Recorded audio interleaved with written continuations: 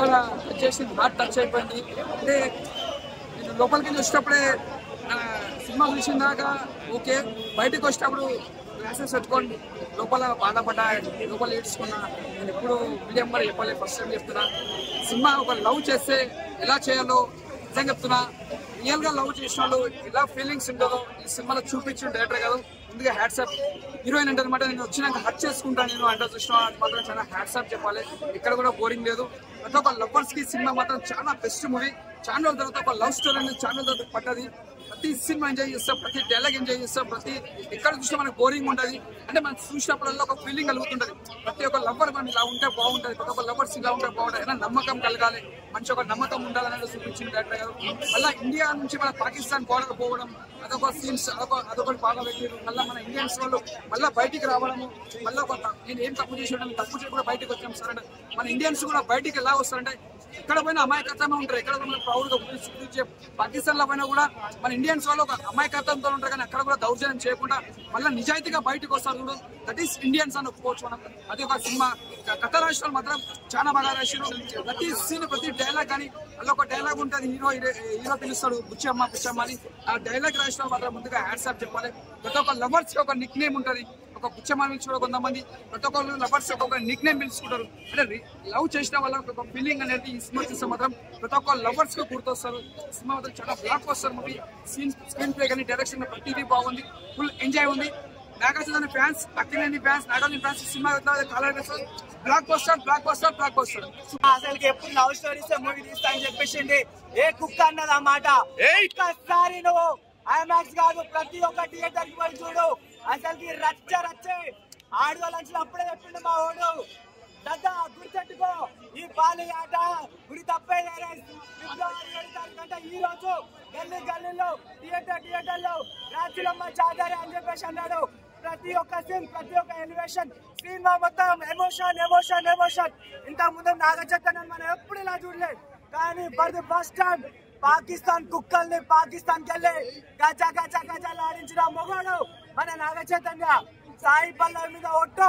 Naga Chaitanya career లో ఈ cinema పెద్ద హిట్ ప్రతి ఒక్కడు అంటాడు. ఎందుకు సాయి పల్లవి బలవి చేస్తున్నారు? కానీ చెప్తున్నా సాయి పల్లవి ఈ సినిమాకి సాయి పల్లవి దేవత. అక్కినేని ఫ్యామిలీకి ఈ సినిమాతో దరిద్రం పోయినట్టేనా? దరిద్రం కాదు, ఇంకేం లేదన్నా.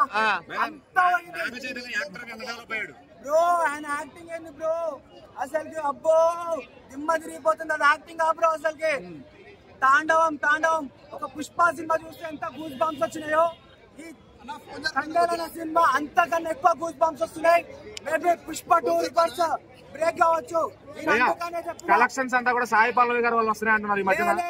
One man show Naga Chaitanya. ఎవరు చెప్పిండు? One man show Naga Chaitanya. అప్పుడే మీకు చెప్పిన ఈ సినిమా ఆడకపోతే బుద్ధుని పక్కన నా తలకాయ ఉంటదని చెప్పేసి లేడు. ఈ సినిమా ఫస్ట్ రోజు 1000 కోట్లు కొడుతుంది. అంత గుద్దల్లో ఉన్న సినిమా ఇదే. జై నాగ చైతన్య. సెకండ్ హాఫ్ లో కూడా ఎంత ఎమోషన్ పండించారు నిజంగా ఏడ్చారు అన్నమాట. సో అంత బాగుంది. ముఖ్యంగా నాగ చైతన్యకి, అక్కినేని ఫ్యామిలీకి అటు కలెక్షన్ పరంగా కానీ, కంటెంట్ పరంగా కానీ, సినిమా పరంగా కానీ ఇంత బ్లాక్ బస్టర్ మూవీ అన్న పక్క block buster movie.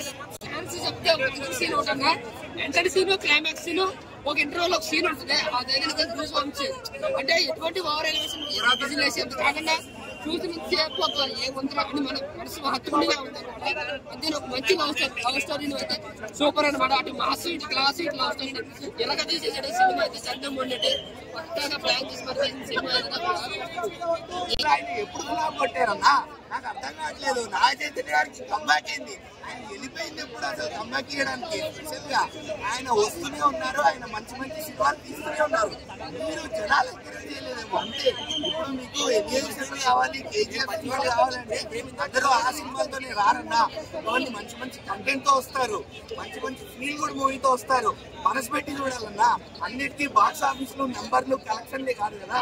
So Naga Chaitanya గారికి కంబ్యాక్ అనేది లేదు. ఆయన ఇప్పుడు వెళ్ళిపోలేదు, ఆయన లీడ్ లోనే ఉన్నారు. ఇప్పుడు మాత్రం నాకైతే 100% ఎందుకంటే